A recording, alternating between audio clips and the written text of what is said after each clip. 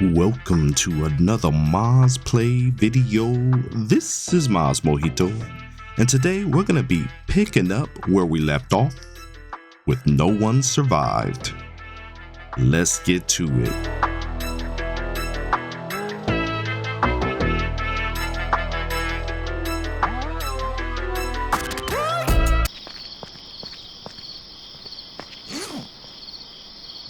Alright guys, so we're back.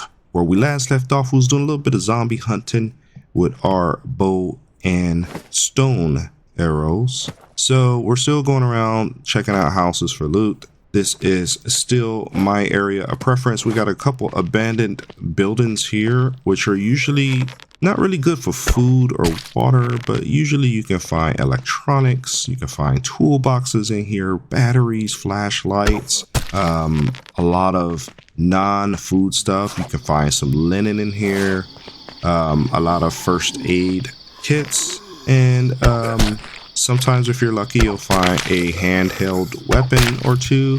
Not too many guns or anything or rifles in here, but plenty of these toolboxes, which you need for crafting, more advanced crafting over time. The houses over here is also one of our favorite stopping points. Any of these two-story houses are really good for not only books for leveling up your tech skills, but also for food and water and clothing.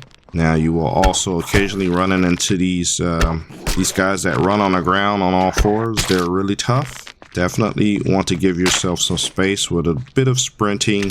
Watch your stamina bar, because once it goes out, you can't really do anything. And the growling right behind you makes you feel like it's literally right behind you, but it does have a little bit of space between you and it. Now, the key with these guys that crawl on the ground is stay up high. They don't jump. They stay low. They just keep whacking the bottom of the thing you're standing on. Now, if you stay here too long, they will break this thing, and then you're back on foot trying to run away from these guys. Still got a decent amount of arrows. I'm gonna get these guys stacked up, stacks of 9 at the most. We'll go ahead and take this guy out. If I can get a good angle on him, I'll go ahead and shoot a couple arrows into him. But at my pace or my luck, he may destroy this thing that I'm standing on, and then I'll be back to fighting him on foot. So we'll see.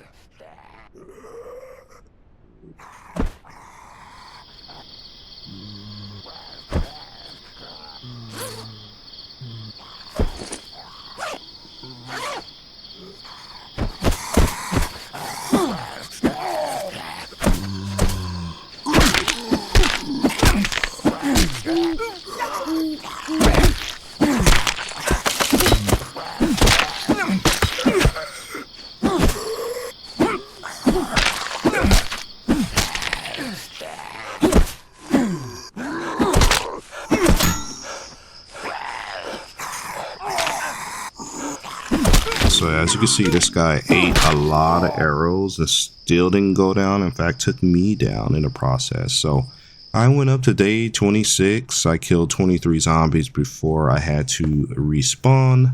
Luckily, I have a bed in my house that I was able to respawn into.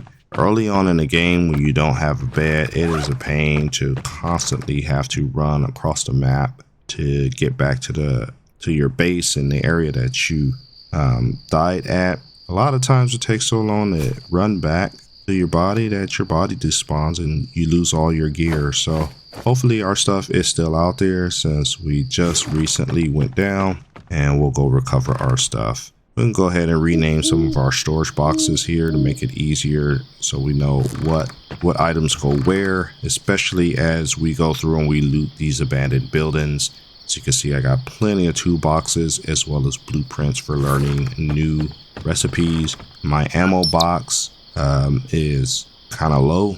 I got plenty of shotgun shells, no shotgun. And my food is also looking kind of low. Plenty of electronics, so I don't have to worry too much in that department. But I still got quite a few areas that I got to finish building out. My water supply is decent. My medical supplies are okay, but I could usually go raid the hospital nearby.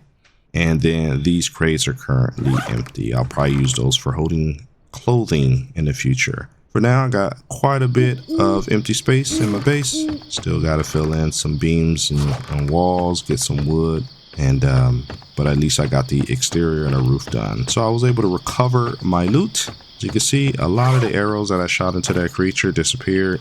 So you don't always recover, even though you shoot 9 arrows, you might be able to recover 2 of them. The rest of them will be broken. But the higher quality arrows usually last longer and they don't break as easily as the stone ones. So we'll get organized here and let's keep going with searching these houses.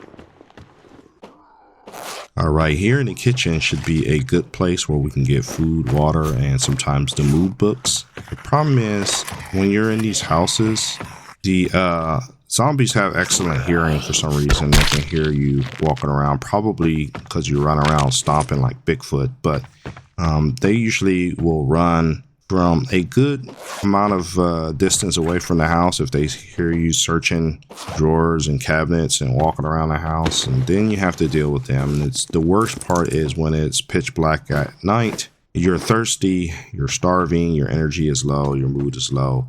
Then it makes it really hard to fight these guys, especially when you leave the house and you can't see outside. So Best thing to do is go around and clear the area that you're going to be looting, and then you don't have to worry about being distracted.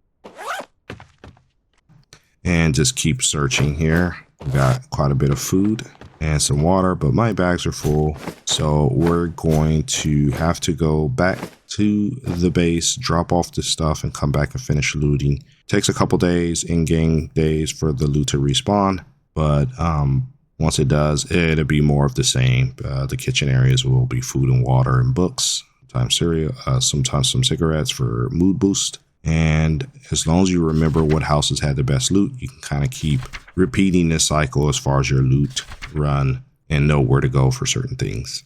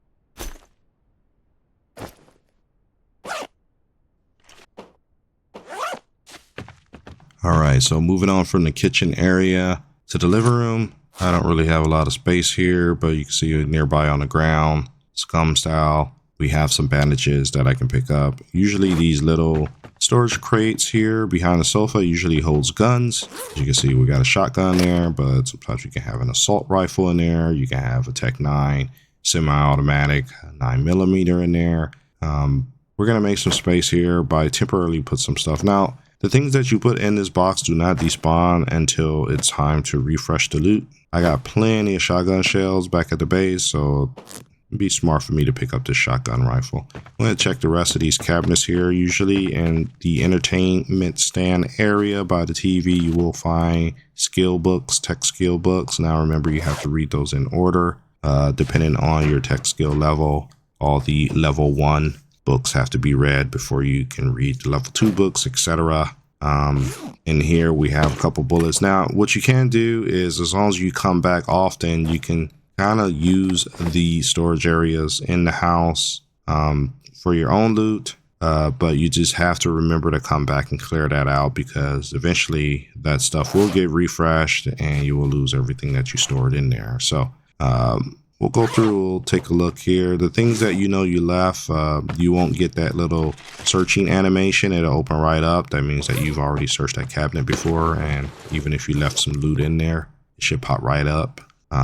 So as you can see here, I have some clothing in here that most likely I've seen before, but I left it in there because I didn't have any space. But really need to just kind of get back to my base and start putting some stuff away. I'm just being lazy, trying to see what else I can find in some of these crates. Sometimes if you're lucky in these end tables here, not only will you find bullets, but you will find handguns sometimes, especially the end tables by the bed.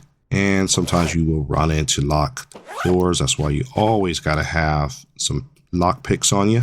And the lock picking is very similar to all the games nowadays. Skyrim being the original lock picking style game that these games are kind of copying. But as long as you know how to do the lock picking from those games, you'll be okay. These usually have handguns in them. But then again, they also usually have bullets, or more often than not, they're empty. So we're going to continue to go around, do some searching. There is a closet in this room, and the closet usually will have backpacks. Bathrooms are good for medical supplies. So as you can see there, if you need medical supplies, you should be good to go. And next, we will check the closet. I just don't like how loud the footsteps are. It drives me nuts. You can turn down the sound effects so that you don't hear those heavy footsteps, but the sounds in this game are like cranked really high, so you just got to keep that in mind when you're running around. Okay, so here we are in the closet. Backpacks, usually what you're going to find. Small's the worst, large is what you want. A lot of different varieties of style with large backpacks. You also have a lot of other random stuff in here. Sometimes if you're lucky, you'll find a rifle. All right, we're going to wrap up searching in here before we head out.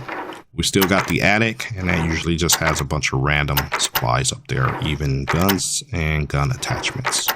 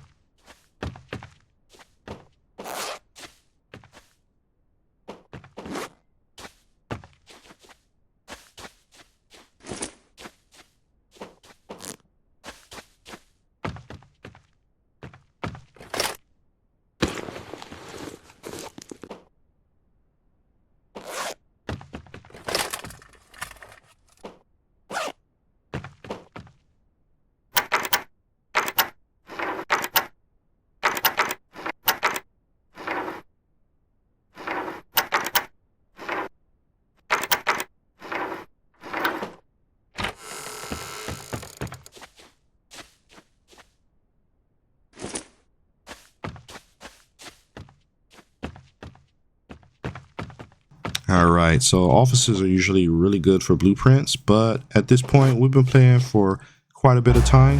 We're gonna go ahead and put a bookmark in the video, come back, continue to search the rest of the house. We still had a locked door in that office we're gonna look at, and then we gotta check the attic as well. So as usual, I would like to thank you for taking the time to watch my videos. Please remember to leave a like, comment, and subscribe because it really helps out the channel. And we will see you in the next video.